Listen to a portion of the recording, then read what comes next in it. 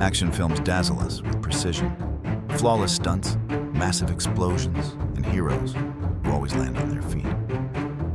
Yet behind the camera, the reality is far from controlled. Temperatures run high, egos flare, and entire productions can teeter on collapse because the stars, the very people expected to lead the story, sometimes become its greatest obstacle. Hollywood promotes a vision of teamwork and harmony, directors, actors, and crew working seamlessly toward a unified goal. But the truth tells a darker tale. Some of the most famous action films nearly crumbled, not because of technical failures or budget issues, but because the leading actors trusted to carry the story refused to cooperate.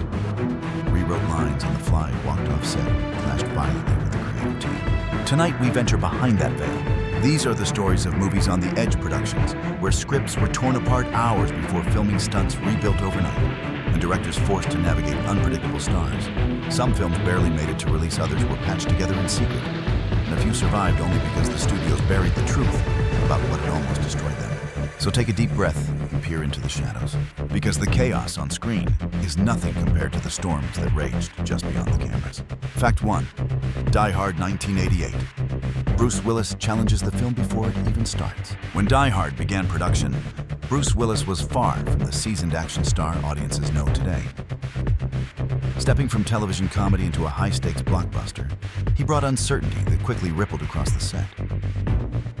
He questioned lines, disputed the tone, and challenged the structure of scenes, sometimes moments before shooting was scheduled to begin. The friction intensified with stunts. John McClane was crafted as a vulnerable hero, yet Willis refused to execute several sequences he considered unsafe or inappropriate for his character. Stunt coordinators were forced to redesign routines on the fly. Sets and camera angles had to be adjusted constantly to accommodate his hesitations, leaving crews scrambling to maintain schedule. Director John McTiernan found himself navigating two productions at once, the film he planned and the one evolving through Willis's improvisation. Studio executives watched early dailies with concern, unsure if the film would survive the repeated interruptions and revisions. Yet through the chaos, a memorable performance emerged. The vulnerability and quick thinking McClane audiences celebrate today were shaped in part by the tension between the actor and the production itself. Die Hard survived almost in spite of the lead who wrestled with the film as much as he embodied it. Fact 2. The Expendables 3/2014. Bruce Willis's demands pushed the production to the edge. The third Expendables was meant to unite a cast of action legends in a triumphant return.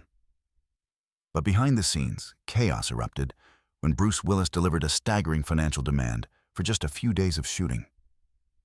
His ultimatum sent shockwaves through the production. If the studio did not meet his terms, he threatened to walk, leaving a gaping hole in the story. Stallone and the production team scrambled. Writers raced to rewrite scenes, producers made emergency negotiations, and every department faced sudden, unprecedented disruptions. Stallone himself reacted publicly, highlighting the tension and the near collapse of the film, an extraordinary glimpse into the hidden pressures behind a blockbuster. Ultimately, Harrison Ford stepped in at the last minute, taking over the reworked role. The substitution saved the production, but the impact of the chaos lingered. Crew members recalled a set defined by uncertainty, where every day felt like a delicate balancing act to prevent total failure. On screen, The Expendables 3 appears as a polished ensemble action film. Off-screen was a production barely held together by urgency, adaptability, and the last-minute heroics of its cast and crew. Fact 3. Blade Trinity 2004. Wesley Snipes withdraws and forces the film to adapt. Blade Trinity was intended to conclude the franchise with style, but Wesley Snipes' attitude turned the production into a logistical nightmare. Feeling sidelined by the growing prominence of co-stars, Ryan Reynolds and Jessica Biel Snipes withdrew, isolating himself in his trailer and avoiding direct communication with the director. When he did interact, it was via short cryptic notes. Scenes stalled as Snipes refused to participate fully, rejecting, blocking, and rewriting lines without consultation. Crew members described hours wasted waiting for him to appear, only to have filming halted again. Conflicts escalated into heated confrontations, leaving producers considering the viability of continuing the project. Editors were forced to use body doubles, alternative angles, and digital effects to fill in gaps where the lead actor should have been. The final film is a patchwork that barely conceals the disruption, a testament to the production team's ingenuity under extreme constraints. Blade Trinity ultimately reached theaters, but the story behind its creation highlights how a single actor's withdrawal can ripple across every aspect of filmmaking, challenging both narrative cohesion and production sanity. Fact 4. Mad Max Beyond Thunderdome. 1985, Mel Gibson's inner turmoil shapes the set. By the time filming began on Mad Max Beyond Thunderdome, Mel Gibson had become a global icon, yet he arrived on set burdened with personal pressures that quickly colored the production. His own emotional volatility intertwined with the harsh, unforgiving environment of the Australian outback, creating a tense and unpredictable atmosphere. Gibson frequently challenged the script, insisting Max should be darker, more weary and less sentimental than originally written. Scenes that had been carefully planned were altered or scrapped on the spot. Stunt coordinators and crew had to improvise new sequences, while the directors George Miller and George Ogilvy struggled to adapt to the shifting narrative and emotional tone imposed by the star. The production's fragile equilibrium was further stressed by the grief George Miller carried over the loss of his producing partner, Byron Kennedy. Crew members described days filled with unease as minor disagreements escalated into significant delays or revisions. The energy of the wasteland depicted on screen mirrored the tension of the set behind the camera. Despite these challenges, the film captured a gritty, immersive, post-apocalyptic world. Behind the spectacle, the production survived through the resilience of the crew, navigating a star's inner storm as much as through their technical skill. Fact 5. Mission Impossible 2. 2000, Tom Cruise pushes danger beyond limits. On Mission Impossible 2, Imploded, Tom Cruise took action film dedication to an extreme.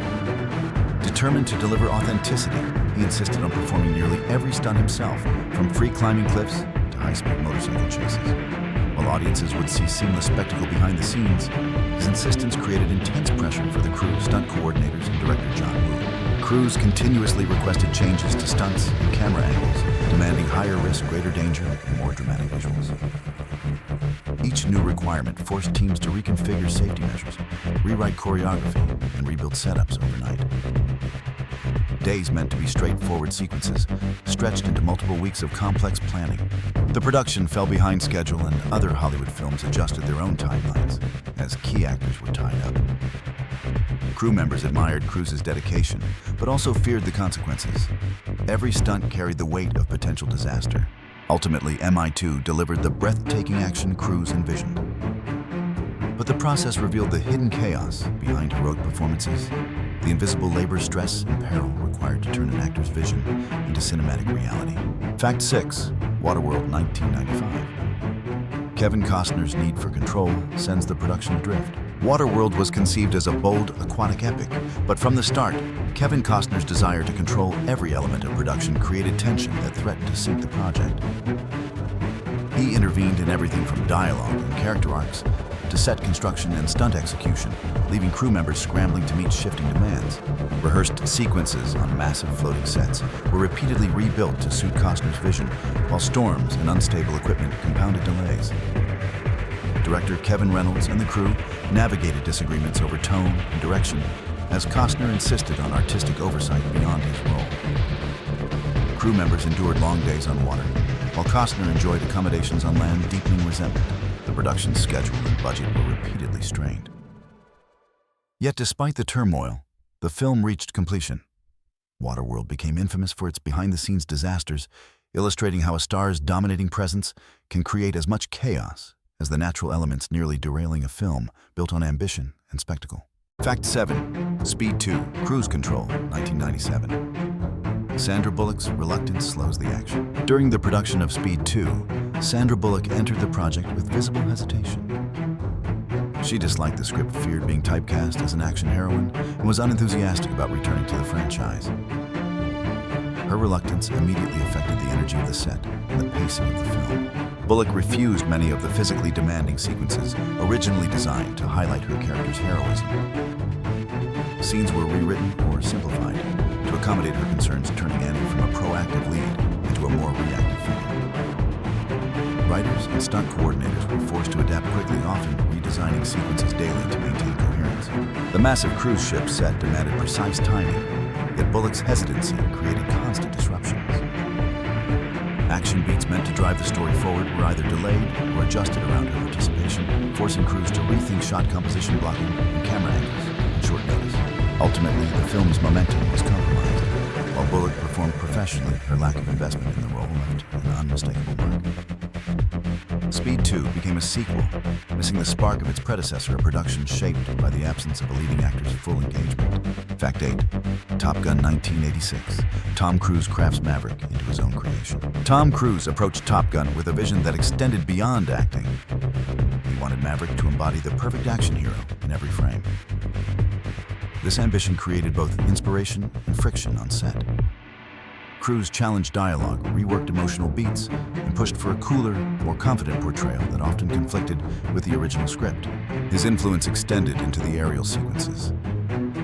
Cruise lobbied for additional cockpit shots, complex maneuvers, and heroic framing, requiring additional rigs and extensive coordination with pilots and camera crews.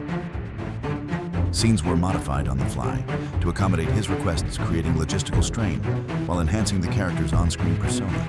Even the film's romantic subplot shifted under Cruise's guidance, with emotional moments softened to preserve Maverick's unflappable image. Crew members noted that every day of shooting demanded constant adaptation to align with his vision. The resulting film became iconic, largely due to Cruise's meticulous shaping of Maverick. But behind the cameras, his interventions created tension delays and continuous recalibration, a testament to how an actor's ambition can both elevate and complicate a production. Fact 9. The Island of Dr. Moreau. 1996. Val Kilmer disrupts the set with unpredictable behavior. Few films have experienced production turmoil like The Island of Dr. Moreau. Val Kilmer, at the height of his fame, arrived with a mix of frustration and detachment that quickly destabilized the set. He frequently arrived late, refused to rehearse, and often disregarded directorial guidance. Lines were ignored or changed without consultation, and blocking was inconsistent. Director Richard Stanley struggled to maintain order, only to be removed mid-production when the situation became untenable. John Frankenheimer took over, but Kilmer's unpredictable temperament persisted. Cast and crew navigated his mood swings, sometimes resorting to filming scenes around him, using doubles or tight framing to mask his lack of engagement. The combination of hostility, withdrawal, and erratic behavior left the production fractured. Crew members described the set as tense and fragile, with energy devoted more to managing Kilmer's behavior than advancing the story. The final film was a patchwork reflecting the chaotic conditions under which it was shot. It serves as a cautionary tale of how the actions of a single star can reverberate through every facet of a production, from scheduling to storytelling. Fact 10. Tango and Cash. 1989. Stallone's influence dominates every layer of production. Tango and Cash was designed as a fast-paced, witty buddy cop adventure, balancing Stallone's intensity with Kurt Russell's casual flair. But Stallone's determination to shape every aspect of the film created friction that rippled through the production. He insisted on rewriting dialogue on the spot, adjusting comedic beats, and recalibrating emotional moments to suit his vision of Ray Tango. Scenes already blocked and rehearsed were torn apart and rebuilt. Writers were constantly summoned for revisions, while camera crews reconfigured shots to accommodate the new vision. The tension between Stallone and director Andrei Konchalovsky escalated ultimately, resulting in Konchalovsky's dismissal and replacement by Albert Magnoli, who inherited a fractured set and script. Russell worked to maintain continuity, but the production felt like two competing movies fighting for existence.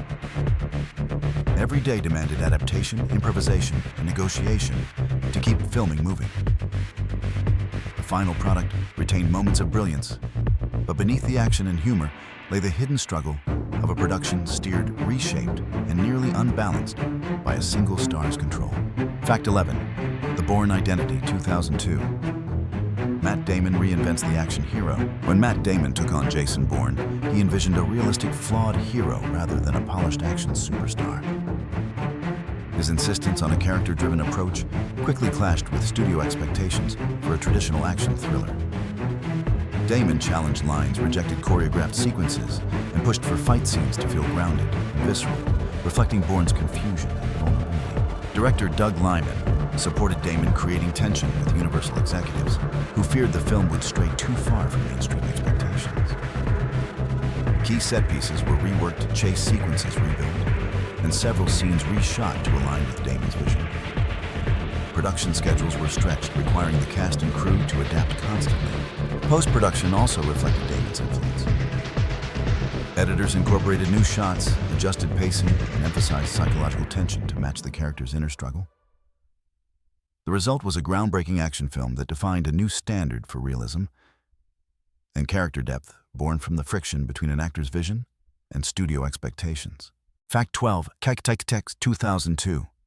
Vin Diesel shapes Xander Cage into an unstoppable force. From the start of XX, Vin Diesel asserted dominance over his character Xander Cage and the production as a whole. He sought to make Xander an invincible, ultra-confident action hero, influencing everything from dialogue and emotional moments to stunt design and scene choreography. Diesel rejected lines that made the character appear vulnerable, requiring rewrites to maintain Xander's unyielding image. He requested expanded action sequences, higher jumps, more complex stunts, and larger set pieces, which forced stunt coordinators and crew to constantly adjust and rebuild sequences. Supporting characters and subplots were altered or removed to ensure Xander remained the focal point. The production bent to Diesel's vision, resulting in a film with high-energy spectacle and an iconic lead character. But the process revealed how a star's determination to control their on-screen persona can dictate creative decisions, reshape storylines, and push a production to its limits, all while masking the behind-the-scenes chaos from the audience. Fact 13. Predator 1987. Van Damme's frustration turns the set into chaos. In the early stages of Predator, Jean-Claude Van Damme was hired to perform inside the original creature suit, a role he quickly found stifling and demeaning.